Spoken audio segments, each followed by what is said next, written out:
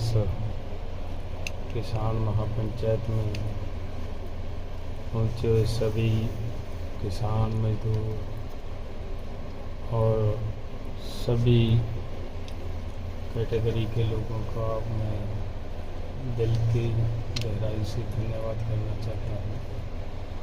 आपने यहाँ आकर आज इस किसान महापंचायत को सफल बनाने का प्रयास किया है।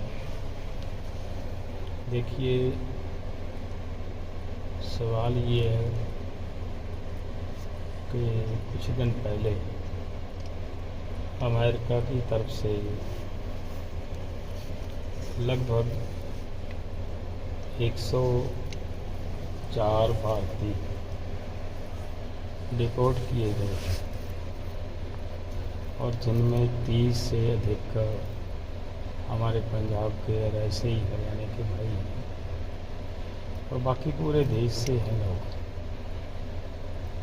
तो सवाल ये उठता है कि जिस कारण उनको डिपोर्ट किया गया वो उनको इस तरीके से जाना क्यों पड़ा।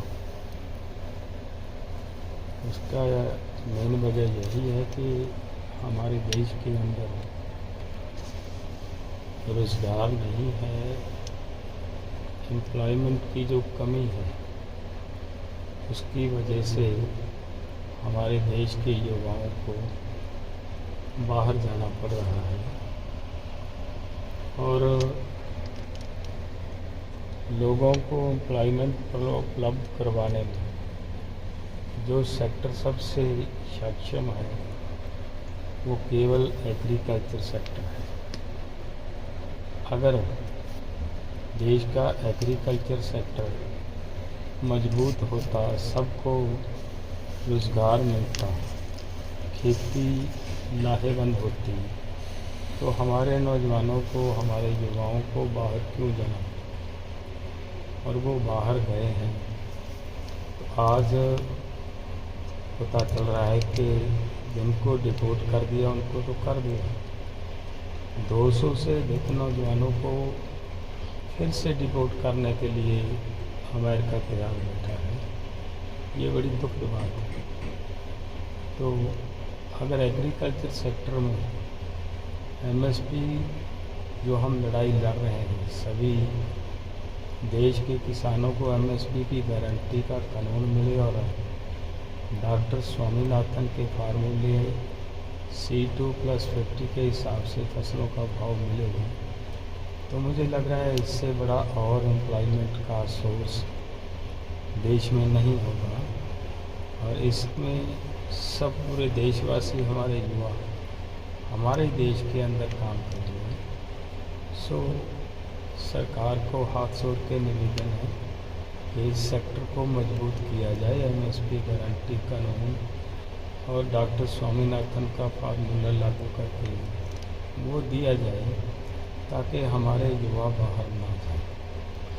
और मैं ये भी बताना चाहता हूँ, पीछे एक साल में 14,78,000 करोड़ रुपए का इंपोर्ट एक्सपोर्ट में कमियां बढ़ाया गया और या एमएसपी ना देने की वजह से हमारे देश के किसानों को नुकसान झेलना पड़ता है। अगर ऐसा एक साल में इतना नुकसान झेलना पड़ेगा तो खेती सेक्टर लाहेवंद नहीं बचेगा। सो इसके लिए मैं सरकार से फिर से हाथ जोड़ के निवेदन करता हूँ कि ये करें। और मैं देश के किसानों और मजदूरों और सभी उन लोगों को भी हाथ जोड़ के निवेदन करता हूँ, ये जो लड़ाई लड़ी जा रही है तो एक तरीके से हमारे नौजवानों को हमारे देश के अंदर ही रोज़गार देने की भी एक लड़ाई है। तो इस लड़ाई को मजबूत करे पूरा देश, सब मिलकर इस लड़ाई को लड़ें हम, ताकि हम अपने नौजवानों को जिस तरीके से बाहर से डिपोर्ट किया जा रहा है इससे बचा पाएँ। और मैं सरकार को फिर से हाथ जोड़ के इसलिए भी निवेदन करता हूँ कि उन सभी नौजवानों का हाथ पकड़े। सरकार जिनको डिपोर्ट किया जा रहा है, इस तरीके की ना तो केंद्र सरकार ने कुछ किया नज़र आ रहा है, ना ही पंजाब और हरियाणा सरकार की तरफ से इन नौजवानों के लिए कुछ किया गया है। तो ये तो बहुत बुरी बात है। सरकार को इनका हाथ पकड़ना चाहिए। और मैं फिर से किसानों को निवेदन करता हूँ, इस आंदोलन को और मजबूत करें ताकि हम अपने देश के नौजवानों को अपने ही देश के अंदर रोज़गार देने में सक्षम हो पाए। बहुत बहुत धन्यवाद। वाहिगुरू जी का खालसा, वाहिगुरू जी की फतेह।